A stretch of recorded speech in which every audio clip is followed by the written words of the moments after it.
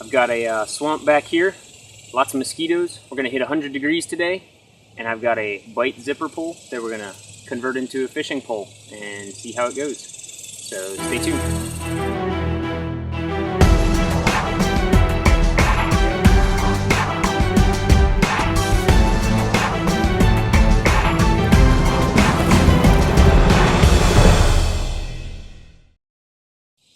Alright, starting off here with our bite. You're looking for up at the top here, little melted end there, one on the other side. Whoop, just trying to disassemble this like all our other products. Pop that loop over the little melted end. Use your teeth, fight it, get sticks, use a knife if you got one, whatever it takes. And then just keep untying one at a time here. Work your way down. And about halfway there you can, let's see here, pop this loop off of there, and this guy should slide right out, and that's your little fishing compartment. Get back to that in just a minute. Just finish assembling all this.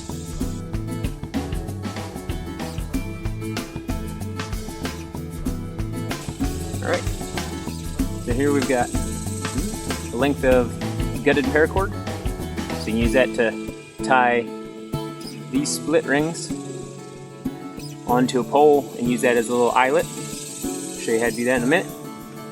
And here's the heart of it all. It's in focus here. So this is a roll of foil that contains all your little fishing components. So you can try and keep it intact the best you can, because it works as a flashy attractant for the fish. So as long as I keep part of this together here.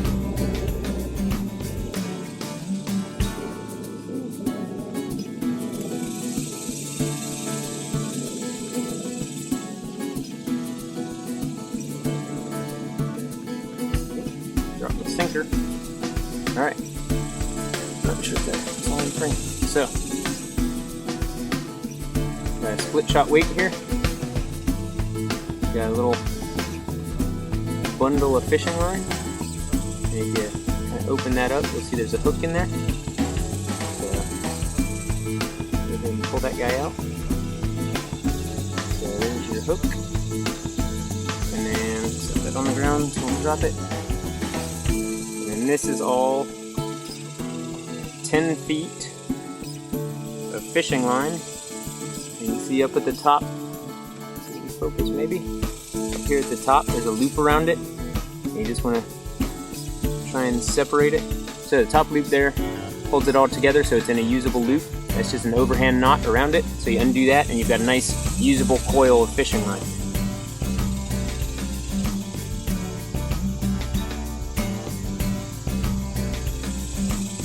Here's a quick shot here of all your little components.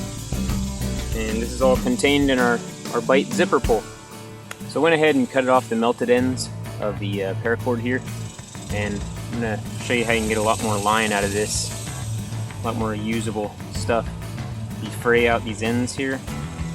It takes a little patience, but it's not nearly as complicated as making natural cordage. But you don't see a lot of people doing this. I'm not sure why. So we've got a little album on our Facebook page. You can make nets and whatever else you can think of out of this cordage. But paracord sheaths are made up of 32 individual strands, and you can see them all starting to come apart here. And they're just a yarn, so it's not actually attached together, but they stay in relatively nice little bundles. And once you get a couple inches out of it, I'll show you a little trick here that makes it easier. Just need enough to get a good wrap on something. So just keep working this out.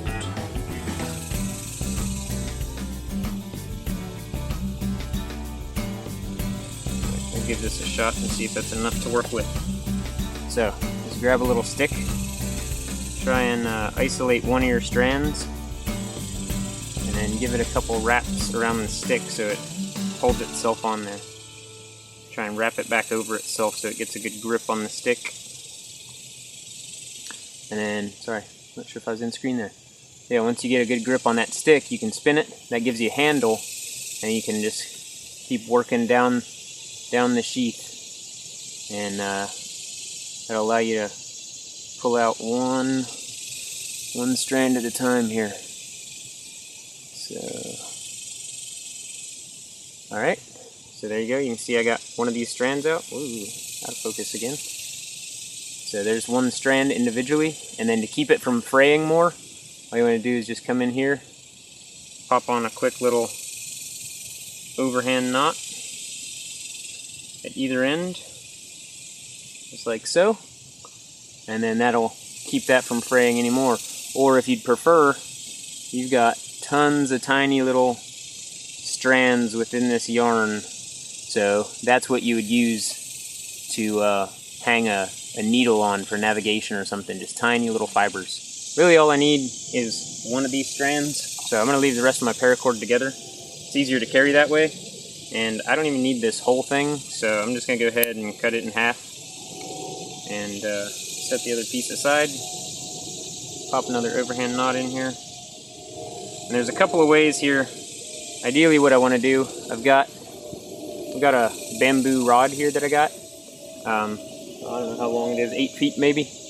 But essentially we're going to use the split rings, if I can find where I put them. Use the split rings to make a little eyelet out here at the end, and it'll make fishing a lot easier. So there's a couple methods of doing this. You can use the larger split ring and slide it on. If your stick's wide enough here at the end, you can just fasten that on there. But what I'm going to do is I'm going to go ahead and just lash on this tiny one. I'll tie it on the end there. So if I separate these two, that'll allow me to actually use this larger split ring for something else. So, drop my pole for a second. And just put a little, lick the end of the threads there. Makes it easier to thread through the eyelet. And come over your pole.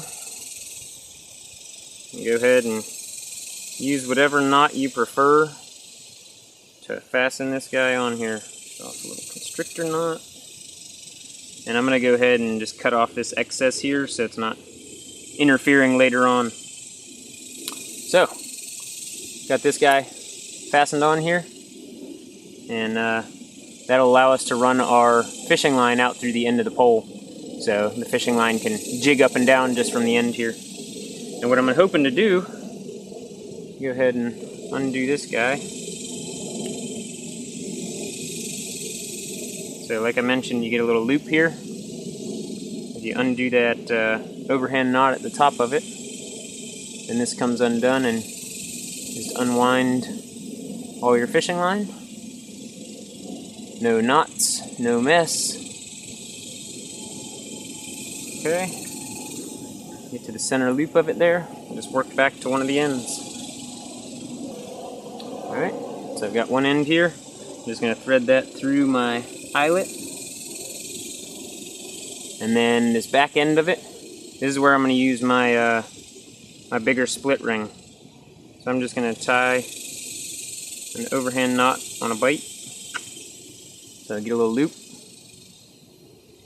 And then I'm just going to hitch that onto my split ring. So what this does for me is this secures my fishing line. So even if I drop the back end of this, let's see where we at here. Even if I drop the back end and something's pulling on the line, that big split ring can't go through the little one, so I'll never lose hold of it.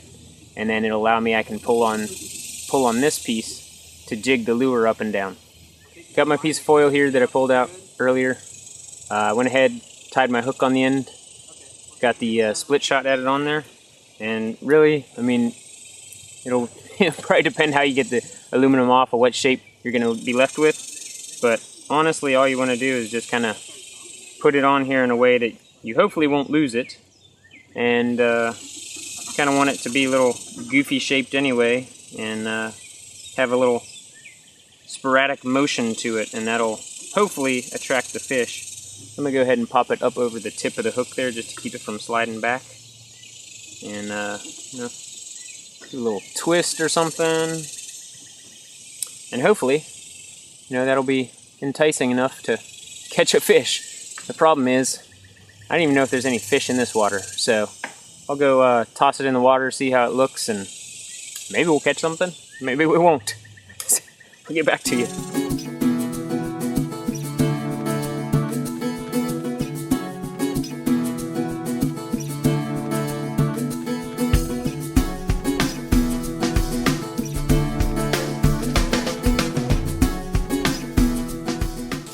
Well, I got caught in a tree and lost my foil, so better go find some insects or something.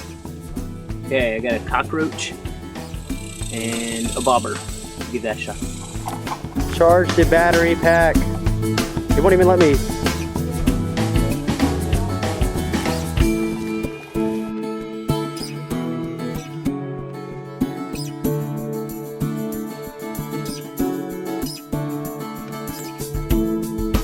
Well, it works. That's edible.